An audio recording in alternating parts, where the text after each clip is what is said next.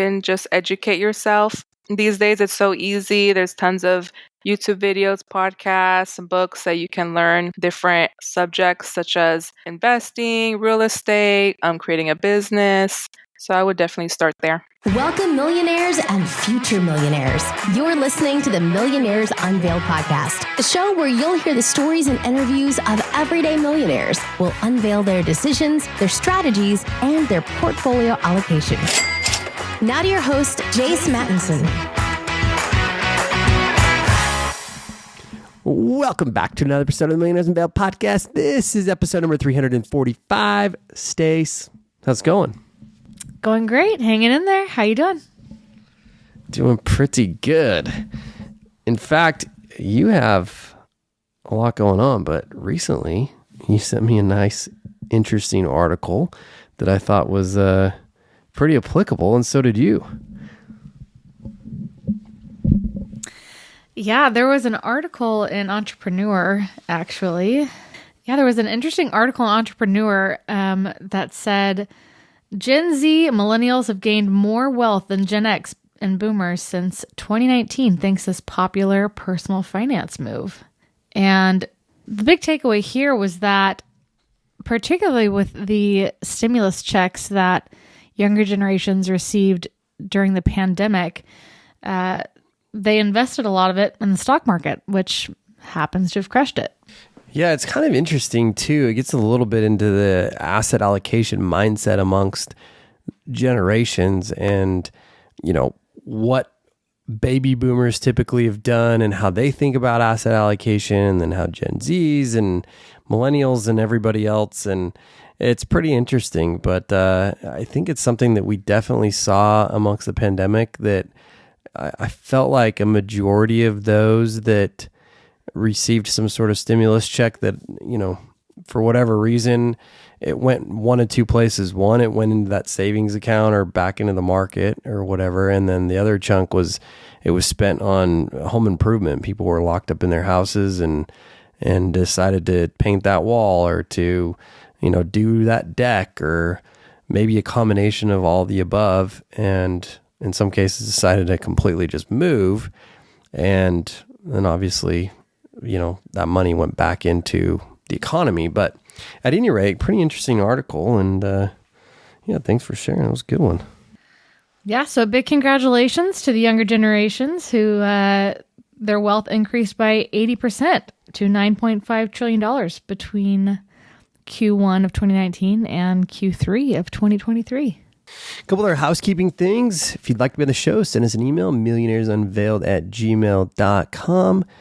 You're driving a day and thought, you know what? We've never had a truck driver on. So if you're a truck driver out there listening, I know there's a lot of y'all on the road. I see you quite frequently. Appreciate what you do. Keep our country rocking and rolling and running. But yeah, I haven't had too many in logistics in general, but that one came to mind today from a profession that we haven't had on the show. So as always looking for great new guests and professions. If you haven't heard your story, send us an email, millionairesunveiled@gmail.com. We'll get you scheduled here and get you on the show. On today's show, we have Sophia. She is a traveling nurse practitioner, which we get into all the details behind her career decision. Second generation immigrant, pretty interesting story on that front. And really how her money and wealth journey began, and some of the experiences that she had in her childhood that kind of led her to do and make some of the decisions that she has made. And yeah, she travels quite frequently for work, but then takes time off and travels abroad, and we get into all those details. So going to be a great episode with her. Net worth is just a little over 1.2 million. And she has it spread pretty evenly between some market investments and some real estate. Ironically, even though she's kind of a transient, and but has gotten into the real estate game, and we talk about some kind of unique partnerships that she's done with that as well. So without any further delay, let's get into the interview with Sophia. Sophia, do you want to just give us about your background and what you're up to now? Sophia, do you want to just give us about your background and what you're up to now? Sure. Thanks for having me, guys. So I'm actually from Miami, Florida. I'm second generation Haitian American. So my parents were born in Haiti and then they moved to the US and raised 4 children, including me. And I ended up studying nursing since I was in high school. That my local high school had a nursing program, which my mom encouraged me to try like for fun. And, at that time as a teenager, you have no idea what nursing is. So I ended up doing it, and it was actually a really challenging program, but I enjoyed it. So I continued my studies and then became a registered nurse. And then after I finished getting my bachelor's, I wasn't sure what I wanted to do next. So I ended up volunteering in Haiti one summer, and I saw other nurse practitioners treating children and patients. And I was like, oh, that's what I want to do. So I ended up going to graduate school and becoming a nurse practitioner, which I've been one for the past 11 years now. And after 3 years of working full time in Miami, I was kind of bored doing the same thing every day and decided this was the time for me to do traveling. So now I'm a traveling nurse practitioner, which I've been doing for the past 8 years. And travel nurse practitioner is a little bit different from travel nursing. It's actually called Locum Tenen. That's like a name they give for all providers, including physicians, which just means, taking the temporary place of. Wow, that's awesome. And I can't wait to get into some of the details of this. But before we do, what's your net worth today? My net worth is 1.25 million. Awesome. And how is that broken up? So I would say it's about 60% index funds and then 40% real estate. And is the real estate single family homes or multifamily? Yeah, I have 3 different properties. They're all single family homes. 2 of them I own with actually one of my sisters, and then one of them I own just by myself. Awesome. And has this been any of these that you've lived in that you've kind of house hacked, or how has this kind of come about? So the house hacking is interesting because since I work full time as a traveling nurse practitioner, my job gives me like free housing. So I work in different parts of the country and they give me an apartment that's furnished or a house that's furnished. So I don't really need a place to live in Miami. There have been times where my sister has lived in the house and she like renovated it temporarily. But currently the 3 houses are rented out. Awesome. And then you said 40% is in the market in index funds? Oh, 60%. 60%. Okay. Mm-hmm. And is that in retirement accounts or tax advantaged accounts, or what's the kind of the breakup and story there? Yeah, it's a mixture. So right now I have about 350,000 in a brokerage account. And then in my 401k, I have about 190,000. I have a SEP IRA, which is 84,000. Roth IRA, only about 11,000. HSA, about 1,000. And then I have about 90,000 in cash just because I'm saving up for another property. Awesome. Walk us through kind of the story behind the SEP or SEP IRA that you have. I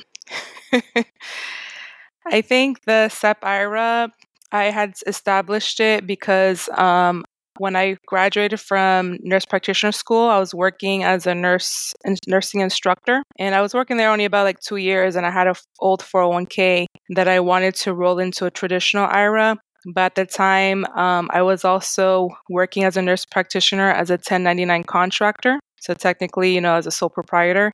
So I thought it would be a good idea to roll over my 401k into a SEP IRA, and that way I can contribute most of my earnings from that job. Maybe now I wouldn't have done it that way. I probably would have done a Roth IRA. But I think the Roth IRA is more like a recent, popular option. This was about like 12 years ago. It wasn't, as popular back then. Awesome. Thanks for sharing a little bit about your thought process there. So walk us back in time a little bit. You are maybe 16 years old when you make this decision to kind of step into learning a little bit about nursing as a high schooler, which I feel like most people that I talk to who have done any sort of Head Start programs in high school kind of regret what they started studying at the time, or they made the decision at such a young age. But you seemed like you really grasped onto that. Did you just know when you graduated high school you wanted to go into nursing right after that and get your bachelor's as well in the field? Yes, I think when I started nursing in high school, I had a good introduction because a lot of people, when they study nursing in college, they have no idea what they're getting themselves into. And since I had already that background knowledge, I knew the RN program would be like easy for me, which it was. I had the option actually of doing an LPN to RN program that could have been just 1 year, quick and easy. But I did decide to go to like a 4-year university just because I wanted to get away from home, be on my own, see, what life would be like, and just have the, traditional college experience. I do not regret that at all because I feel like I grew so much those 4 years and learned a lot about myself and especially gained a lot of like leadership skills that are still, usable today. Right. There's more to those 4 years of college than just the education itself, because there's so much personal growth and development that happens during those critical years. So, okay, so you graduate with your bachelor's in nursing. And at what point did you get interested in finance? Did you set out to be a millionaire? Kind of talk us through your financial journey to get to where you are today. Yeah, so I would say, like I mentioned before, that I'm a second generation Haitian American. So having immigrant parents, I learned that, money does not grow on trees. So my parents did talk about money. Sometimes there was a little bit of arguing because my mom wanted my dad to make more money to support 4 children. And I think we were maybe like lower middle class, but my parents were comfortable like living on debt. So I always knew that I didn't want to, live off of debt. So once I graduated from graduate school, getting my nurse practitioner, I did end up having student loans from graduate school. I had a full scholarship that covered I guess partial scholarship. It covered 2 out of the 3 semesters. It was like an accelerated program. And the last semester, since it was a private school, I think it was like $25,000 just for that semester. So I ended up having $50,000 of student loans. And I knew as soon as I graduated that I wanted to pay those off as soon as possible. So I came up with like a debt payoff plan, and within 3 years, I did pay off those student loans. I did have some role models. My parents did invest in real estate, so I always knew that was something I wanted to do. And I had an older sister who is only a year and a half older than me, and she was a pharmacist, and she was contributing to her 401k.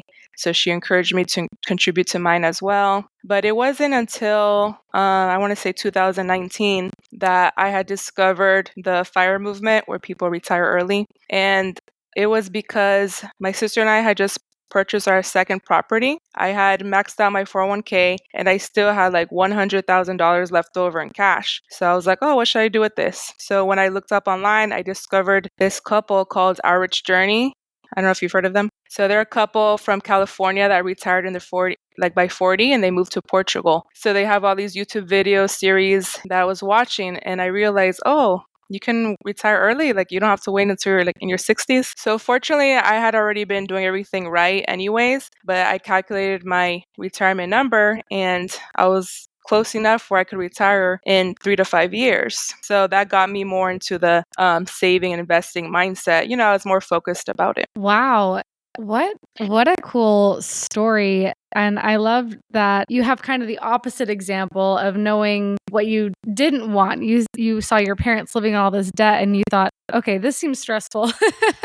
And this is not exactly how I'd like to live my life. Do you have any other siblings that also went into the medical field, or just you and your sister? No, just me and my sister. But since we are so close in age, we've been like close just with goals, and that's why we own 2 properties together. So luckily I've had someone that, I could go back and forth with to, come up with ideas. Right. It's nice to have a partner, whatever that partnership looks like, as you're making those decisions, and also just kind of sharing some of that financial burden and risk that you're taking on as well. So, okay. So when did you purchase your first property?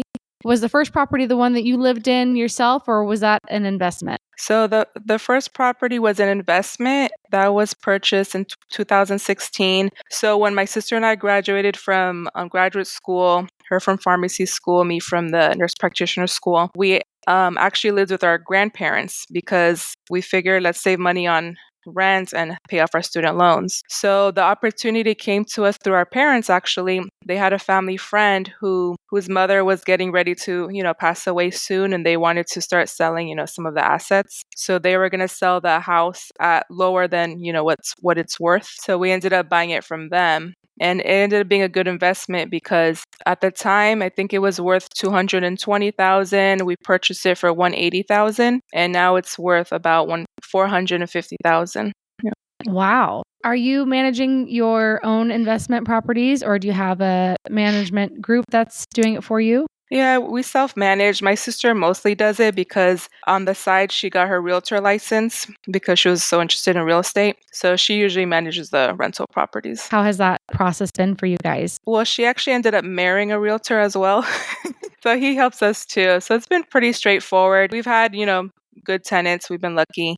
No major issues, knock on wood. Very good. Very good. And you said you're looking for another rental property next? Yes, probably I want to purchase something like for me to live in, maybe half the year. All right. And are all of your properties in a similar location, or are they kind of scattered around? Yes, they're all in the same location. They're in Miami just because it's accessible. And it's been a really hot market, especially since COVID. Well, unfortunately, for people looking to buy personal homes, but fortunately for investors, the market has pretty much doubled in value. Yeah, we were just in Miami after we got off of a little family vacation, and there is some serious money in Miami, I will say.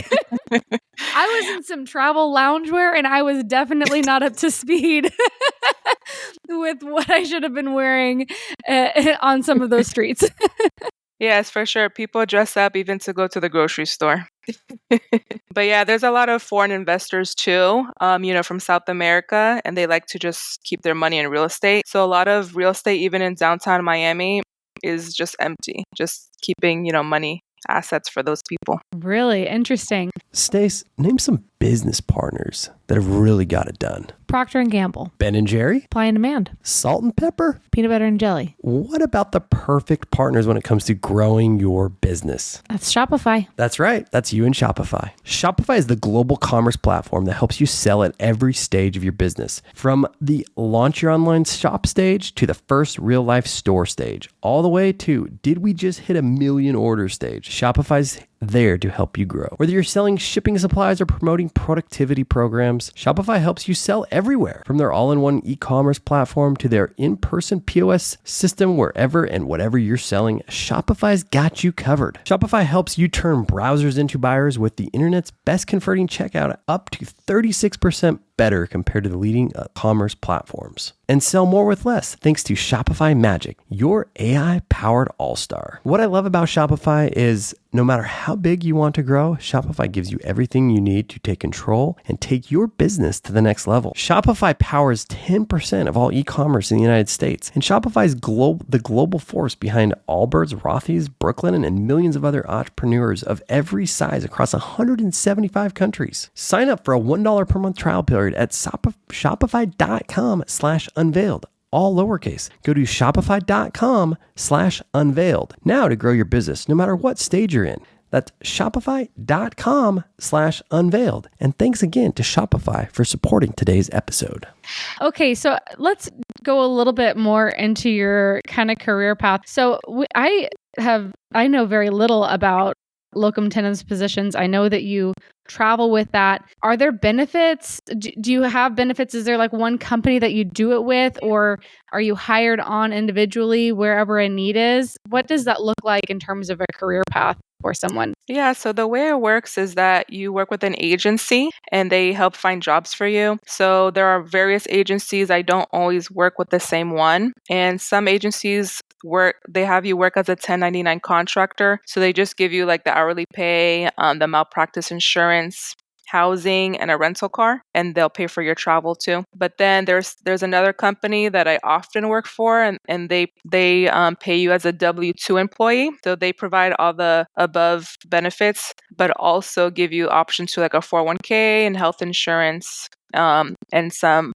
allowance for continuing education, which is nice. Interesting. So how long will you be with in any one position for a given period of time? The average assignment is about 3 months long. And then there's always an option to extend. So most of the assignments are for either like a maternity leave, maybe someone just retired, or they just open a practice and they're looking for a new provider. So while they're doing the search process, which can take several months, they have you like filling in that need. But most of the time, they always want you to extend. Personally, I would just like to move on, but I have extended several times. Like one time I spent an entire year in Virginia just because I really like the position. And then I've extended in Florida for 6 months or so just because, I wanted to be close to family at that given time. So it just varies. And how about the money? Is it different in a locum tenens? I don't know. I'm going to say this right. Actually, a lot of people mess up that word.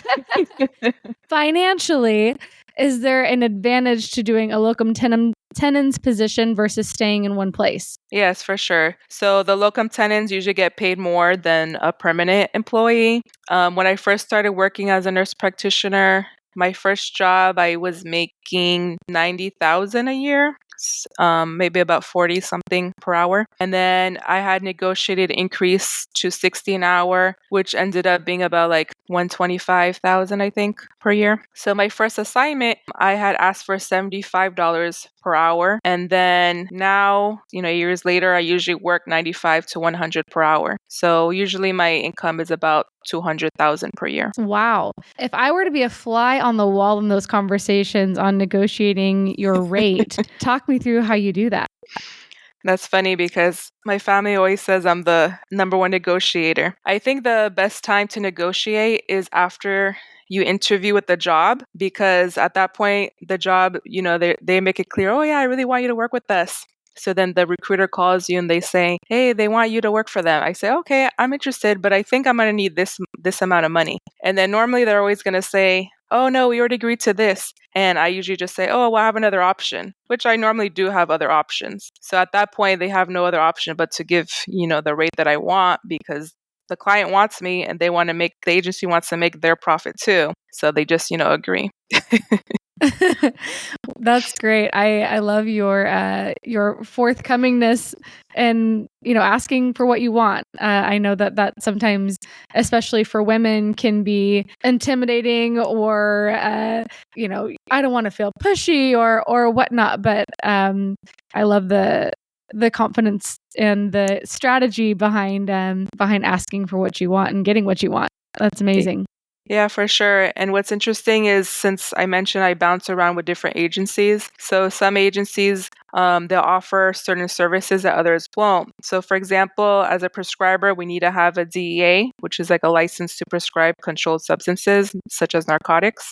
And that license you have to renew every 3 years. It can cost $888. So, one agency I work with, they always pay for it. But one time I was working with a different agency. So before I took the assignment, I said, oh, I'm going to have to renew my DA license.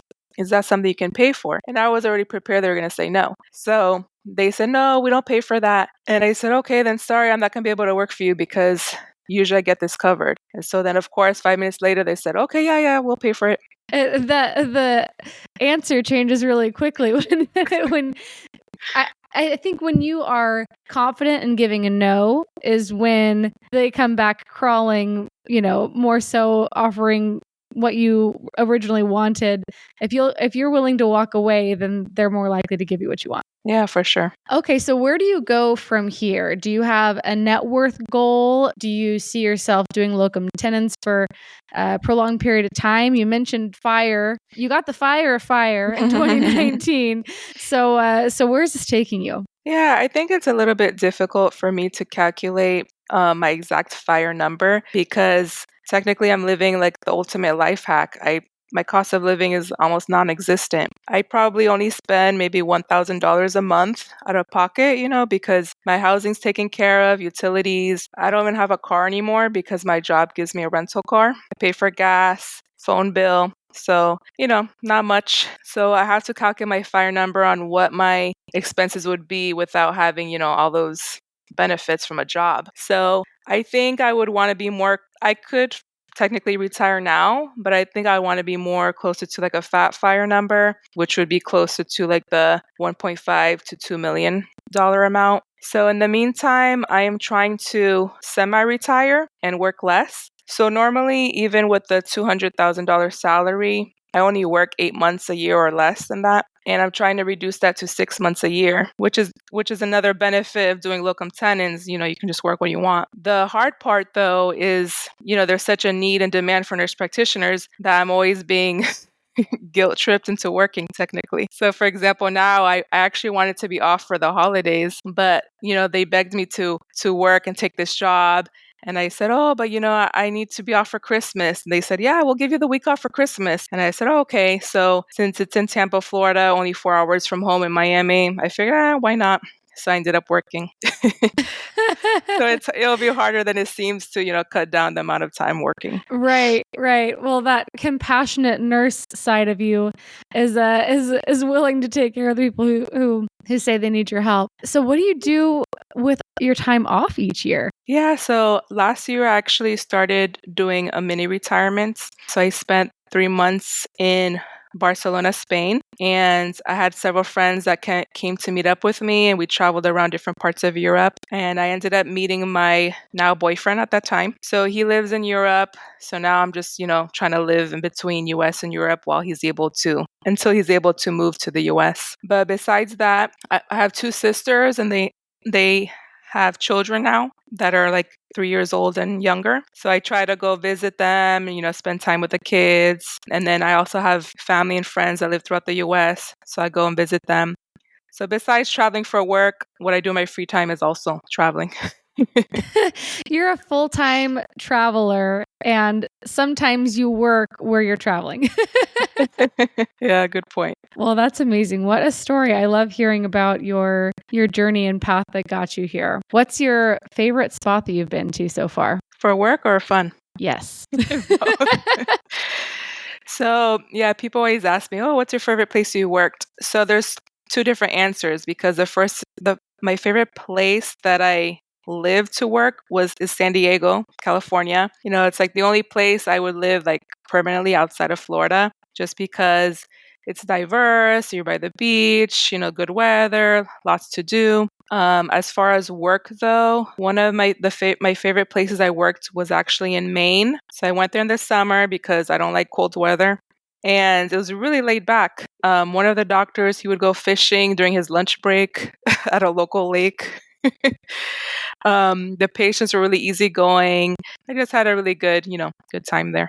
And then as far as traveling abroad, I've been to over 50 countries, so it's hard to, just choose one. But I would say Egypt was amazing just because, it's something you remember learning in school as a child and seeing in books. So it's like awesome to see that in real life. And then Croatia was also a place that was really awesome. Just, blew my mind, was better than I expected. And it's somewhere I wouldn't mind going back to again. What year did you go to Egypt? 2018 for my 30th birthday. Oh, that was a fun birthday. I was in Egypt in 2010. So it's been a minute. And when I was there, it was the middle of the summer and it was literally 120 degrees outside. And I didn't think that was possible, that people could exist in the heat that was there. But really cool experience to see something so old. And I know nothing about Croatia, but now I'm intrigued. Yes, definitely go there. And when I went to Egypt, it was in the winter, so we were a little bit smarter. Thanks for that. To be fair, I was on a study abroad, so I had a little less control. But wow, amazing! I love to hear where you've been, and I actually don't think I know of anyone who's been to 50 countries, so that's very impressive. Thank you. All right, let's wrap up with some rapid fire. And actually, I think that this first question could be a little less rapid fire because I know that your heritage and being a second generation Haitian American is important to you. You mentioned it a couple times. So I'd love to know a key lesson you learned from childhood. A key lesson, I think, would be from my mom, which is to be an independent woman. She taught that to all three of her daughters. And I think because in the Haitian culture, the woman is taught to depend on her husband. And she wanted us, to be able to support ourselves so that the time came, we were able to, do what we needed, not have to rely on someone else. Strong, independent woman. who don't need no man. All right. What's the most expensive pair of shoes you bought? Being a traveling nurse practitioner, I've become a minimalist. I don't really care to have things anymore just because I can't take it all with me. So for shoes, I'm more about comfort, maybe like $100. What about your most expensive meal out? So this was when I had gone to Dubai with my family. I wanted to do afternoon tea at one of their like famous hotels called the Burj Al Arab. But the problem was the afternoon tea cost $250 per person. So I asked my family if they were okay doing that. And they said, yeah, sure, but don't tell your dad because he'll never agree. So when the time came to pay the bill, I quickly got the bill and paid it. But when the server brought back the bill, my dad saw the receipt and he's like, what? $250 per person? He's like, make sure you eat every crumb on your plate and finish every last drop of tea. So, funny story, we actually went to Dubai on our honeymoon and we did the afternoon tea because it was the cheapest way to get in to that hotel. And the funny thing is, when you don't drink alcohol, it's really high. It's really hard. We're buying drinks for other tables, trying to hit our minimum. But actually, it was the best tea I've ever had, to be honest. That's true. And what an experience. It's really beautiful there. We got there and it was like Rolls Royces everywhere. We were just married and had we spent the last of whatever we had to be on our honeymoon. All right. Do you use a credit card? Yes, I am really big into travel hacking. What has been your favorite bucket list experience you've had so far? So I've always been obsessed with koalas ever since I was a kid. I'm not really like a huge animal lover, but for some reason I've liked koalas because, they look cute and cuddly, but they're secretly a little vicious. So I went to Australia and I got to go to the koala sanctuary in Brisbane and I held a koala and it was amazing. And I spent like hours there watching the koalas interact and my friends were ready to leave and I was like, no, just one more hour. But that was amazing. So fun. I didn't know they had koala sanctuaries there. I've heard of elephant sanctuaries, but I'll have to check out the koala cuddles. Yeah, you should go. It's awesome. What financial habit has changed the most since you became a millionaire? So now that I've saved enough where I feel like I can let it compound and build on its own, I've tried to work on spending more. It's hard because there's nothing I really long for. I'm content with everything I have. And especially, I travel my free time mostly free from travel hacking anyways. So I've tried to buy, instead of like buy more things, just to buy back more time, which is, working less, but still a work in progress. Very nice. What's a closely held belief that you've changed your mind on? As a millennial, I always believed that I wasn't going to let work be my identity. But now that I'm trying to transition and work less, I've realized that actually like being a nurse is a 100% part of my identity. Like I've mentioned, I'm trying to work less, but I have that guilty conscience about it. And, especially when I do work, patients are so grateful because they say, oh, I've been waiting 3 months to get an appointment. So I feel bad not, giving my time that I can graciously offer them. Sorry, that was such a good little thought. I wanted to dive into my next question, but then I wanted to respond to what you said. I think I agree with that. I know that we talk about not having that be your identity, but it's a huge piece of who you are and what you've spent the majority of your waking day, doing. So what an important piece of your puzzle and who you are. Mm-hmm. What was your first job? So my first job was my mom's friend. She needed someone to help file papers. It was just like a few hours a week, nothing serious. After that, my first real job was as a licensed practical nurse while I was in college. And I would do home health for kids who were sick. Either they had like a trach tube or they had like a feeding tube. And I did the night shift, so it was actually a little bit hard. Well, it was easy because they were sleeping, but it was hard to stay awake. That would be hard. I'm tired for you. What's the most fun you've had with money?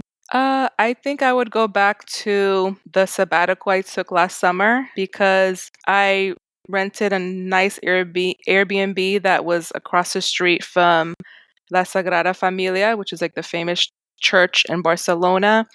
And it was 2 bedrooms, so I had friends come stay with me. And then we traveled to Eastern Europe. That's when I went to Croatia, had an amazing time there. Went to Portugal, met up with friends I haven't seen in years. And then that's how I ended up meeting my current boyfriend. So even though I didn't make good income for those 3 months and ended up spending money, it was well worth it. So the experiences matter for you. Mm-hmm. As a second generation Haitian American, what does it mean to you to live and work in America? Yeah, I'm extremely grateful that my parents moved here, especially right now in Haiti. There's lots of problems. I used to go to Haiti to volunteer there in the summers, but I haven't been able to go in years just because they have a lot of crime. So I feel grateful to be able to, live that American dream, have a good quality of life, and not have to worry about basic necessities. I think it can be hard to even imagine what that life would be like to not be able to meet your basic needs. It's so far removed. But amazing you've been able to go back at least at some point and kind of experience that. All right, final pieces of advice for someone just starting out. I would say you can just educate yourself. These days, it's so easy. There's tons of YouTube videos, podcasts, books that you can learn different subjects such as investing, real estate, creating a business. So I would definitely start there. Okay, actually, I had one more question come up. What's been the best financial decision you've made? Yeah, it's a good question. I think the best financial decision was when I watched the Our Rich Journey videos in 2019. January 2020 is when I opened my brokerage account and invested there. And then because of the pandemic, that money flourished. That's great. Awesome, Sophia, with a net worth of $1.2 million. Thanks for coming on the show today. Thanks so much for having me.